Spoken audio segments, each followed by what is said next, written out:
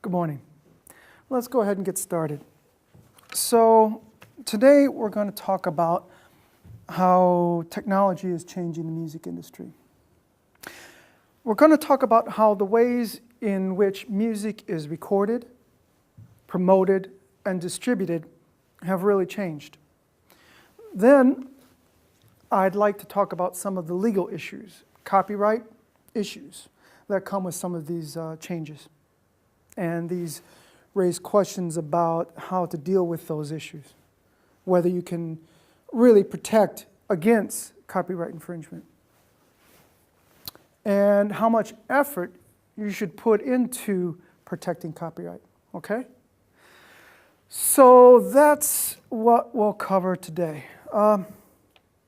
First, I'd like to point out that the overall major change has been in the democratization of all the aspects of the music industry. What I mean is, any member of the general public with a relatively new computer, common software, and high-speed access to the internet has the tools needed to create, distribute, and promote music. So let's start by taking a look at the making of music.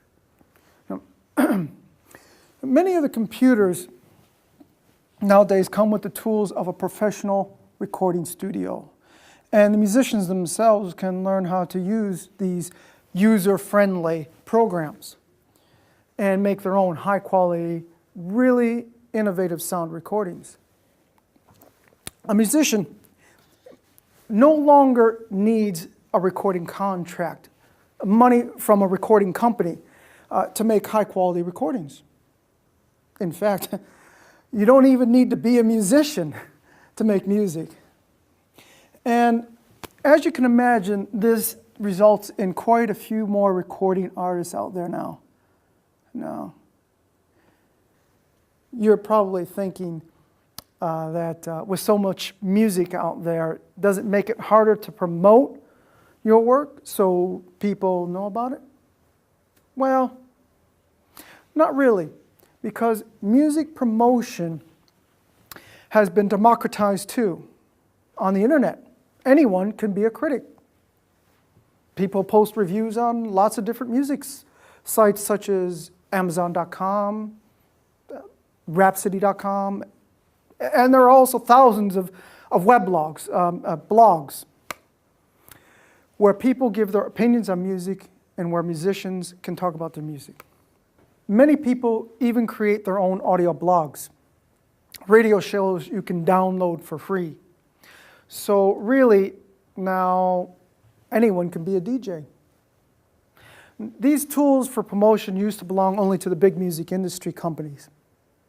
But now, they've gone from being in the hands of a few to being in the hands of the many. So, we've talked about how making music and promoting music has been democratized. Now let's look at distribution. Now, you probably know that this is the area that has raised a lot of controversy in the past few years. How people get and share music. We all know that digital downloads of MP3 files are now, really becoming one of the most popular ways to get new music for personal use.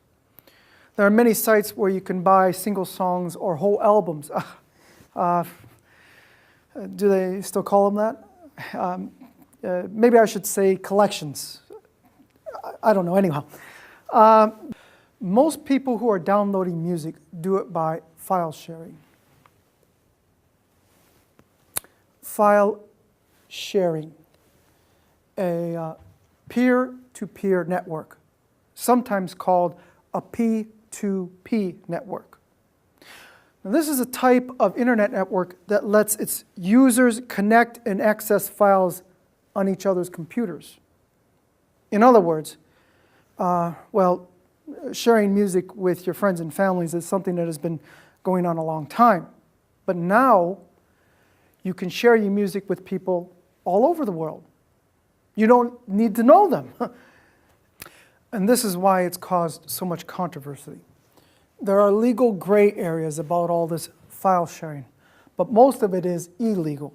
It violates copyright.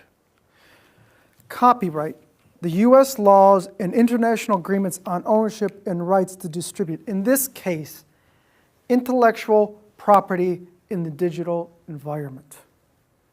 So the bottom line here is the same tools that make music easier to record, promote, and distribute also make it easier to steal.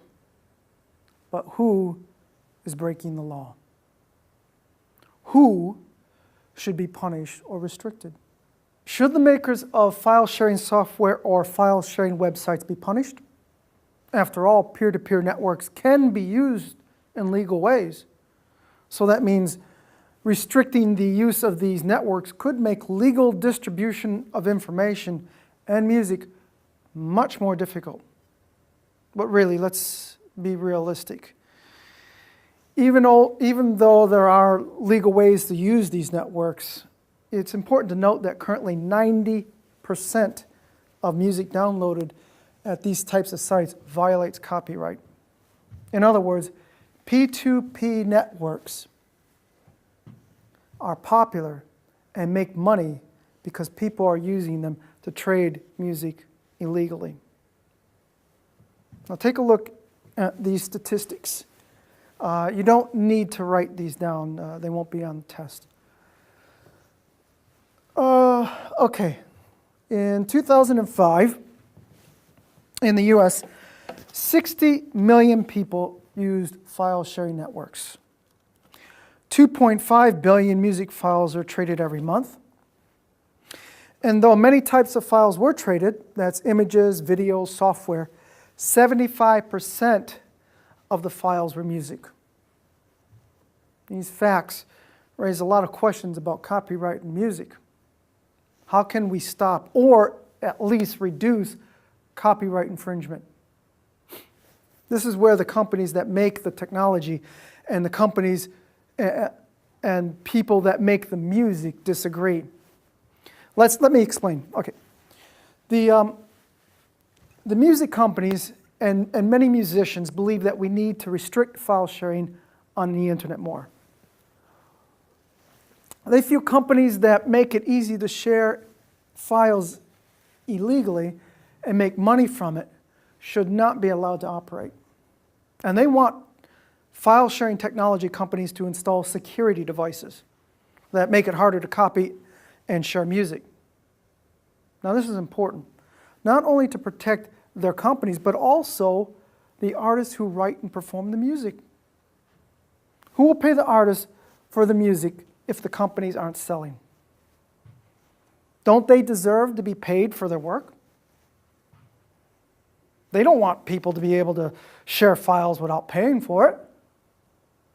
But on the other hand, the file sharing sites and technology companies that develop this technology, they say it's wrong to restrict all uses of the technology just to protect copyright. Do you see their argument?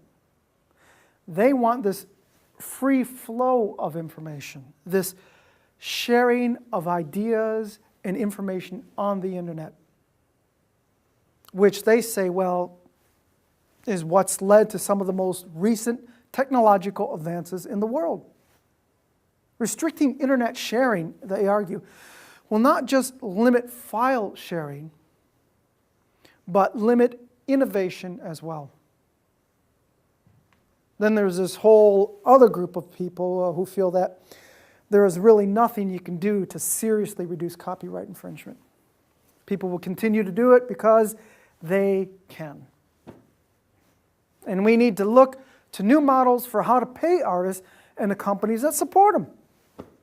That restricting file sharing just won't work. So these are the issues that we'll be discussing in our study groups later, okay?